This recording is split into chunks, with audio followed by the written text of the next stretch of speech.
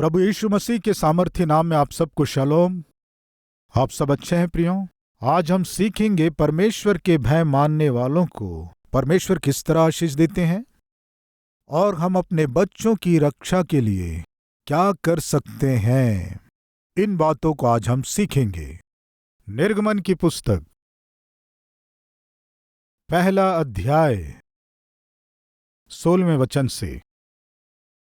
जब तुम इब्री स्त्रियों को बच्चा उत्पन्न होने के समय प्रसव के पत्थरों पर बैठी देखो, तब यदि बेटा हो तो उसे मार डालना। 21 वचन से। इसलिए कि धाइयां परमेश्वर का भय मानती थी, उसने उनके घर बसाए। तब फिरौन ने अपनी सारी प्रजा के लोगों को आज्ञा दी, इब्रियों के जितने बेटे उत्पन्न हो उन सबों को तुम नील नदी में डाल देना। प्रियो, फिरौन के शासन काल में यदि बेटा जन्म ले तो उसे मार दिया जाता था। वो समय ऐसा समय था। इजरायली लोग मिस्र देश में फिरौन के अधीनता में बहुत ही कठिन परिश्रम कर रहे थे, बहुत ही कष्टों में, बहुत ही वेदना में आंसू बहा रहे थे। ऐसे दिन थे वे बहुत ही हताश और निराश हो चुके थे। वे सोचने लगे, हम क्यों जी रहे हैं, हम जी के क्या करें। कठिन परिश्रम के अलावा, मजदूरी के अलावा इस फिरौन की गुलामी में हम कुछ नहीं कर सकते। हमारे जीवन नाश हो रहे हैं, ये सोचकर वे हताश और निराश थे। ऐसे स्थिति में जब वे जी रहे थे, तब फिरौन एक और आज्ञा जारी किया। वो क्या है कि इजरायलियों के यदि लड़का पैदा हो तो तुरंत मार देना। इस तरह से धाइयों को उसने आज्ञा दिया। लेकिन धाइयां परमेश्वर का भय मानती थी, फिरौन की आज्ञा ना मानकर लड़कों को जीवित छोड़ देती थी। एक सुंदर बात वहां लिखा है, क्या है देखेंगे, आइए। 20वां वचन। इसलिए परमेश्वर ने धाइयों के साथ क्या लिखा है, भलाई की, क्योंकि 17वां वचन। परंतु वे धाइयां परमेश्वर का भय मानती थी, इसलिए मिस्र के राजा की आज्ञा ना मानकर लड़कों को भी जीवित छोड़ देती थी। प्रियो, ध्यान दीजिए, मिस्र देश में रहने वाली धाइयां वे मिस्र के राजा का भय नहीं मानी, पर किसका भय माने, परमेश्वर का भय माने। प्रश्न यह है कि आज हम अपने जीवन में किसका भय मानते हैं, किसके अधीन होते हैं। हम में बहुत से लोग संसार के, शैतान के, पाप के अधीन होकर जीते हैं। शैतान बैठो कहने से बैठते हैं, उठो कहने से उठते हैं। शैतान खाओ कहने से खाते हैं, पियो कहने से पीते हैं, मारो कहने से मारते हैं, घूमो कहने से घूमते हैं, विरोध करो कहने से विरोध करते हैं। शैतान के कहे अनुसार करते रहते हैं, क्योंकि आप शैतान के अधीन हो जाते हैं। प्रियो, फिरौन किसके सदृश्य है, शैतान के सदृश्य है। मिस्र किसके सदृश्य है, संसार के सदृश्य है। इजरायली लोग किसके सदृश्य हैं, आज के विश्वासियों के सदृश्य हैं। प्रियो, हम देखते हैं ये धाइयां फिरौन जो शैतान के सदृश्य है उसके अधीन नहीं हुई। फिरौन दुष्ट व्यक्ति है, उसकी आज्ञा नहीं मानने से वो कुछ भी कर सकता है, तो भी आज्ञा नहीं माने। वे किसकी आज्ञा माने जानते हैं, परमेश्वर की आज्ञा माने। क्यों माने, क्योंकि परमेश्वर का भय मानते थे। प्रियो, आज परमेश्वर को ऐसे लोग चाहिए जो उसकी आज्ञा मानते हैं। आज परमेश्वर को ऐसे लोग चाहिए जो उनका भय मानते हैं। लिखा है, परमेश्वर का भय मानना बुराई से घृणा करना है। यदि आप परमेश्वर का भय मानते हैं तो आप बुराई से बैर करेंगे, पाप से घृणा करेंगे, अपवित्र जीवन से आप दूर रहेंगे। प्रियो, फिरौन की दी गई अनावश्यक पाप में आज्ञा पर वे ध्यान नहीं दिए, क्योंकि वे फिरौन का भय नहीं मानते थे, परमेश्वर का भय मानते थे। बुराई करने के बदले वे भलाई किए। यह समाचार फिरौन को मालूम चला, इसलिए क्या किया? अपने लोगों को आज्ञा दिया। क्या है जानते हैं?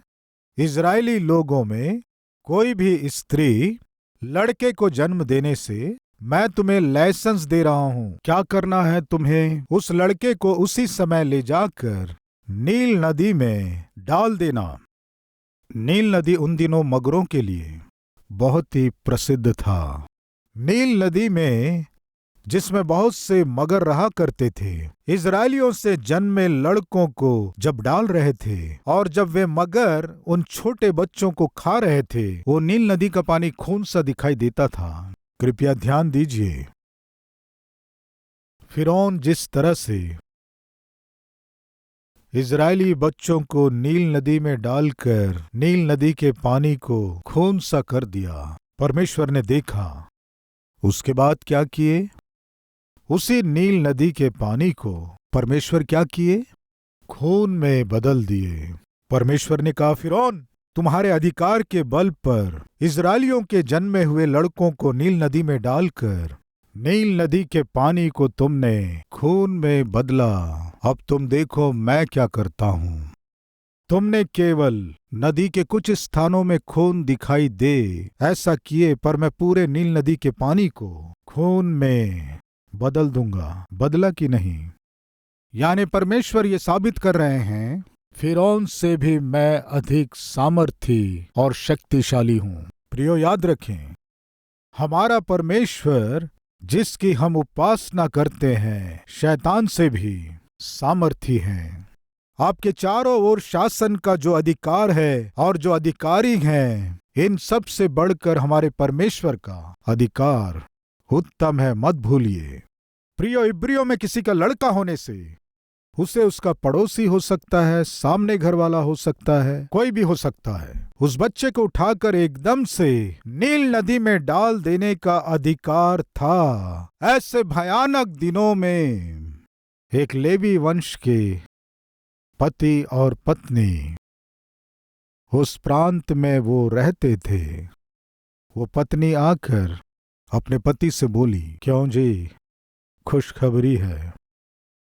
क्या है खुशखबरी? मैं अभी गर्भ से हूं। तब पति ने कहा, यह खुशखबरी है, लेकिन जब तक बच्चे का जन्म नहीं हो जाता टेंशन है। किस लिए? अगर लड़की हुई तो कोई बात नहीं है, जीवित रहने देंगे, लेकिन लड़का होने से मार डालेंगे। प्रियो, क्या समझ में आ रहा है बताइए? जो मिस्र पर शासन कर रहा था फिरौन, शैतान के सदृश्य है। मैंने बताया ना, लड़का पैदा होने से उन्हें जीवित नहीं रहने देता था। लड़का पैदा होने से मार देता था, लड़की होने से जीवित छोड़ देता था। आज का समय उल्टा हो गया है। आज का समय कैसा है बताइए? लड़का पैदा होने से तो जीवित रखते हैं, लड़की है पता चलने से क्या करते हैं? एबॉर्शन। कुछ लोग कहते हैं ऑलरेडी एक लड़की है, दूसरी बार भी पता चला है लड़की है। लड़का होने से अच्छा होता जी, ऑलरेडी अभी 2 लड़कियां हैं, अभी फिर से मेरी पत्नी गर्भ से है। हम जाकर जब जांच करवाए, फिर से लड़की है, हमें मालूम चला हमें लड़का ही चाहिए जी। तो क्या करना चाहते हैं? लड़की नहीं चाहिए। कितनी आसानी से कह रहे हैं, नहीं चाहिए सोच रहे हैं जी। तो इसका अर्थ क्या है? तीसरी लड़की को मार देने का निर्णय लिए हैं। एबॉर्शन, इसका अर्थ जानते हैं आप? हत्या, भ्रूण हत्या। माता पिता आपसी सहमति के साथ बच्चे को ही मार देना, संसार में इससे भी घोर हत्या कोई और है कहेंगे? निश्चय नहीं है प्रियो। शैतान का स्वभाव है किसी न किसी को मारना। उन दिनों में तो लड़कों को मारने की योजना बनाया और इन दिनों में लड़कियों को मारने की योजना बना रहा है। प्रियो सुनिए, वो धाइयां जो उस दिन वहां थीं, हाय, हमारे हाथों से इन मासूम बच्चों को हम नहीं मार सकते, हमसे नहीं होगा। उन धाइयों ने एक निर्णय लिया, उस मां से जन्मे हुए बच्चे को हम क्यों मारें? हम नहीं मारेंगे। जैसे ही वे एक अच्छा निर्णय लिए, वे किस लिए अच्छा निर्णय लिए, किसका भय मानकर निर्णय लिए बताइए? परमेश्वर का भय मानकर। फिरौन ने कहा मैं लाइसेंस दे दिया हूं, मारने का लाइसेंस दे दिया। प्रियो, इन दिनों में लोग कहते हैं पी सकते हैं, पीने में कोई बुराई नहीं है, सरकार लाइसेंस दे दी है, कोई भी पी सकता है। बार एंड रेस्टोरेंट को लाइसेंस दे दिए हैं, क्लब और पब्स के लिए लाइसेंस दे दिए हैं, व्यभिचार के लिए लाइसेंस दे दिए हैं, सरकार ही लाइसेंस दे दी है। गलत कामों को करने के लिए, गलत स्थानों में जाने के लिए, अश्लील डांस करने के लिए, बिना भय के व्यभिचार करने के लिए ऐसे देश हैं जहां लाइसेंस दिया गया है। इसलिए ये कोई गलत नहीं है। फिरौन लाइसेंस दे दिया है। कुछ कंपनियों में हम देखते हैं अधिकारी लाइसेंस दे देते हैं। अधिकारी ही कहता है हम मिलकर पार्टी करेंगे, वीकेंड पार्टीज। कौन से पार्टीज हैं ये? Weekend parties. मिलकर खाएंगे, मिलकर पिएंगे, पहले खाना, उसके बाद पीना, उसके बाद नाचना। ये सत्य है ना? बहुत से एमएनसी कंपनीज में वीकेंड पार्टीज के लिए अधिकारी ही अनुमति देते हैं। मंडे से फ्राइडे तक बहुत दबाव में से, काम के बोझ में से गुजरते हैं, इसलिए आप लोगों को रिलैक्स होना है, रिफ्रेश होना है।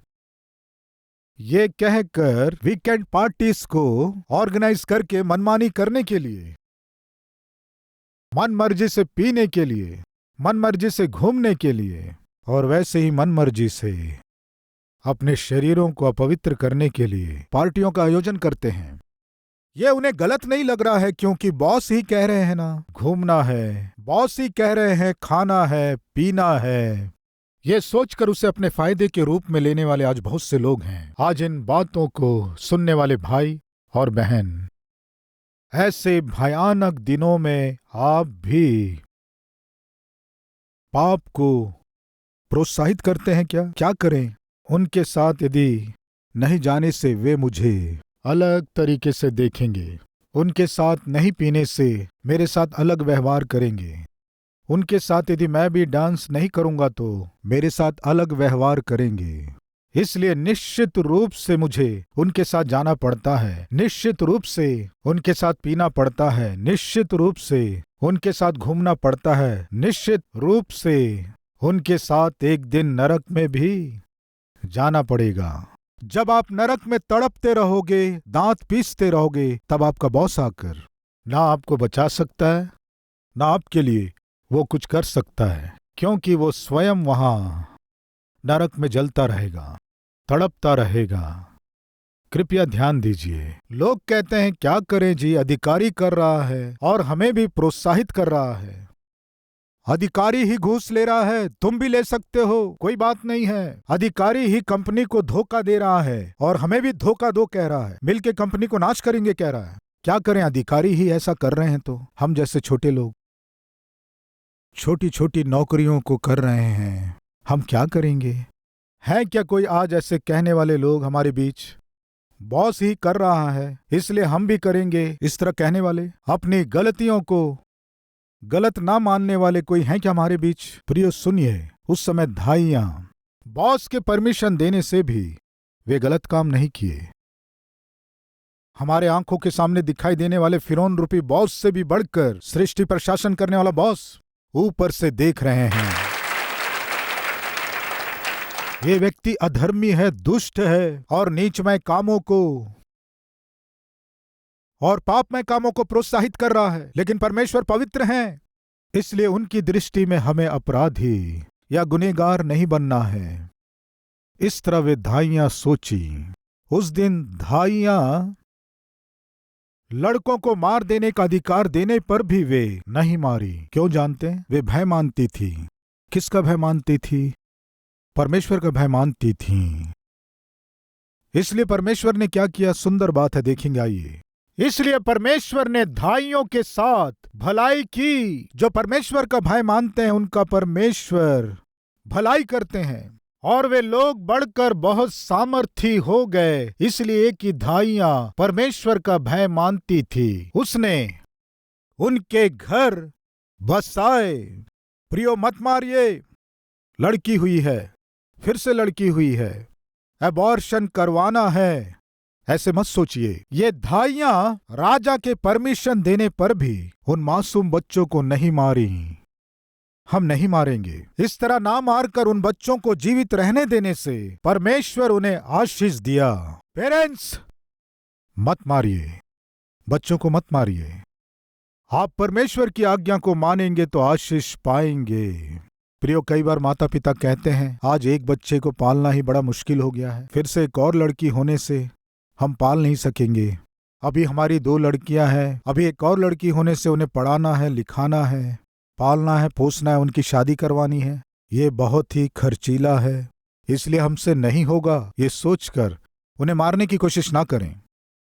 आप परमेश्वर की आज्ञा मानेंगे तो परमेश्वर आपको बढ़ाकर बहुत सामर्थ्य करेगा और आपके घर को बसाएगा। मत भूलिए प्रियो, ऐसे भयानक दिनों में, भयानक विपत्ति के दिनों में एक लेवी परिवार में पति पत्नी सोच रहे थे लड़की होने से अच्छा है, लड़की होने से अच्छा है। इस तरह एक आशा के साथ वे जी रहे थे। वैसे ही आप लोगों में कुछ लोग सोचते लड़का होने से अच्छा है। कई बार लोग मेरे पास आकर भी कहते हैं लड़का हो सके प्रार्थना कीजिए। क्यों, लड़की पैदा होने से क्या बुरा है? ऑलरेडी एक लड़की है, लड़का हो सके प्रार्थना कीजिए। प्रियो, अभी मुझे क्या प्रार्थना करना है? प्रभु बेटा दीजिए, ये कह के प्रार्थना करना है। मैं निश्चय इस तरह प्रार्थना करूंगा कि प्रभु तेरी जो इच्छा है वही तू दे। नहीं ब्रदर, परमेश्वर की इच्छा के अनुसार नहीं, हमारी इच्छा के अनुसार। किसकी इच्छा के अनुसार? कृपया ध्यान दीजिए। परमेश्वर जो महान ज्ञानी है, आपको दूसरी संतान लड़की देने से आनंद से ग्रहण कीजिए, क्योंकि परमेश्वर को ही पता है बेटा देने से वो क्या करेगा, किस तरह वो आपके लिए मुसीबत बनेगा, किस तरह वो आपको दुख देगा। प्रियो, आप क्या जानते हैं? सब कुछ जानने वाला मेरा प्रभु यीशु मसीह हैं। वो परमेश्वर आपको दूसरी बेटी या तीसरी बेटी दे रहे हैं तो आनंद से ग्रहण कीजिए, क्योंकि वो परमेश्वर का तोहफा है। मेरा प्रभु यीशु मसीह किसी को भी बोझ लगे ऐसा तोहफा बिल्कुल नहीं देंगे। उनके तोहफे को तोहफे के रूप में ग्रहण करने से कितना अच्छा होगा। उन दिनों में बेचारे वो पति और पत्नी लड़की होने से अच्छा होगा, लड़की होने से अच्छा होगा, लड़की होने से अच्छा होगा, इस तरह सोच रहे थे, लेकिन लड़की नहीं हुई प्रियो, लड़का हुआ।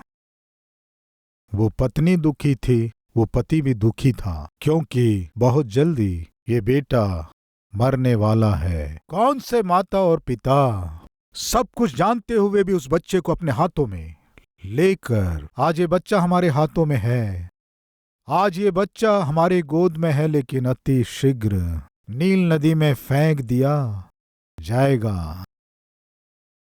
वो माँ जो अपने बच्चे को गोद में लेकर दूध पिला रही थी, कितना अधिक तड़पी होगी, दुखी हुई होगी, एक बार सोचिए।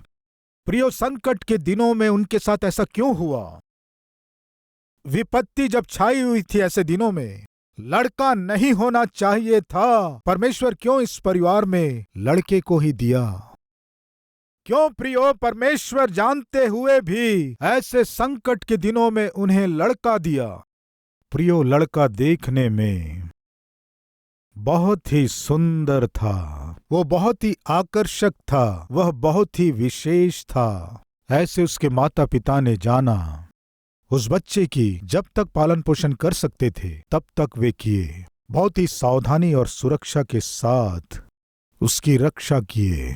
खतरा उत्पन्न करने वाले लोगों को थोड़ा भी मौका दिए बिना उस लड़के को पाले पोसे। जब उसे और छिपा ना सके, परमेश्वर से प्रार्थना किए, पिता अब हमसे नहीं होगा।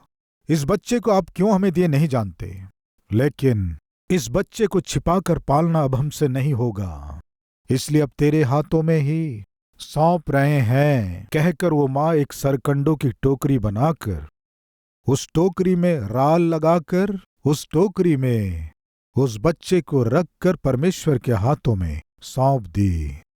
विश्वास मैंने अपने बेटे को परमेश्वर के हाथों में सौंपा है। मेरा परमेश्वर मेरे बेटे की रक्षा करेंगे।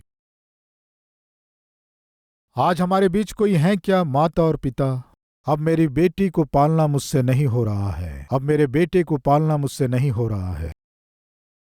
अभी मेरे बेटे और बेटियां जवान हैं, कॉलेज जा रहे हैं। जिस तरह पक्षी पंख आने के बाद घोंसला छोड़कर उड़ते हैं, वैसे ही मेरे बच्चे भी घर से बाहर हैं। मुझसे नहीं हो रहा है। मेरे बच्चों का परवरिश करना अब मुझसे नहीं हो पा रहा है। चुनौती बन गया है। ये सोचकर मैं छोड़ नहीं सकता। मैं अपने बच्चों को आपके हाथों में सौंप रहा हूं। प्रियो, उस मां ने क्या किया? सरकंडों की टोकरी बनाकर उसमें राल लगाई ताकि वो नील नदी का पानी, जो बच्चे के लिए खतरा था, उस सरकंडों की टोकरी में प्रवेश ना कर सके। उसमें राल लगाकर बच्चे को उसमें रखकर नील नदी में छोड़ दी। ये हमें क्या सिखाता है? नील नदी संसार का सदृश्य है। हमारे बच्चों को संसार में रहना ही पड़ेगा, लेकिन हमारे बच्चों में संसार को आने की अनुमति नहीं है। प्रिय भाइयों और बहनों, बच्चे जब स्कूल जाते हैं आपके पास ही रहते हैं। फिर जब 12वीं जाते हैं उस समय भी आपके पास रहते हैं। उसके बाद डिग्री की पढ़ाई, उसके बाद यूनिवर्सिटी, उसके बाद और भी उच्च शिक्षा, दूसरे प्रांतों, दूसरे शहरों में, देशों में जाना पड़ सकता है। इस तरह जब उन्हें जाना पड़े तो माता पिता के रूप में आपको क्या करना है? यही करना है, उनको छोड़ना है। उनके पढ़ाई के लिए या फिर उनके भविष्य के निर्माण के लिए उन्हें छोड़ना होगा। ऐसे छोड़ते समय मूसा की मां ने जो किया, निश्चय हर एक मां को करना है। वो बोली, पिता, मेरे बेटे को छोड़ने का समय आ गया है। मैं छोड़ रही हूं, लेकिन इस सरकंडों की टोकरी में राल लगाकर छोड़ रही हूं। नील नदी का पानी मेरे बेटे को बिल्कुल छूना नहीं है। फिर से बता रहा हूं, नाव पानी में रहना है, लेकिन पानी नाव में नहीं रहना है। कलीसिया को संसार में रहना है, लेकिन कलीसिया में संसार को प्रवेश नहीं करना है। हमारे बच्चों को संसार में रहना है, लेकिन हमारे बच्चों में संसार को प्रवेश करने की अनुमति नहीं है। प्रियो, क्या की वो मां?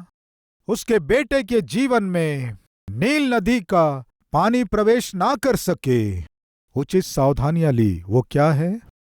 उस सरकंडों की टोकरी में राल लगाई। उससे क्या हुआ?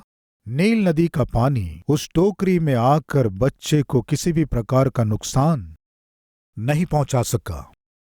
मुझको और आपको अपने बच्चों की सुरक्षा के लिए क्या करना है जानते हैं? ये संसार हमारे बच्चों के जीवन में प्रवेश ना करे, प्रार्थना रूपी राल निश्चय हमें लगाना है।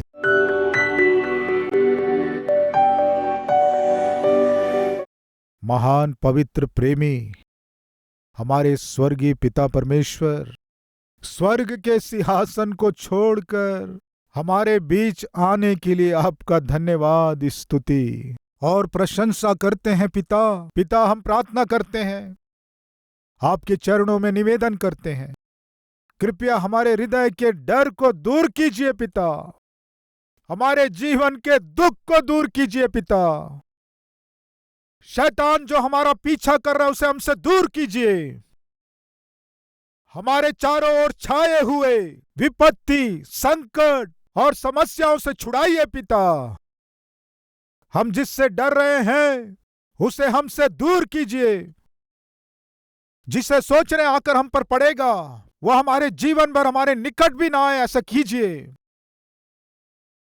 आज प्रार्थना कर रहे हर एक जन पर, आंसू बहा रहे हर एक जन पर तरस खाइए पिता, दया कीजिए पिता।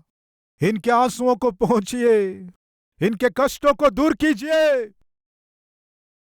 यीशु के नाम से हमने जो कुछ मांगा है हमें मिल चुका है, ये विश्वास करते हुए धन्यवाद के साथ इस प्रार्थना को मांगते हैं पिता।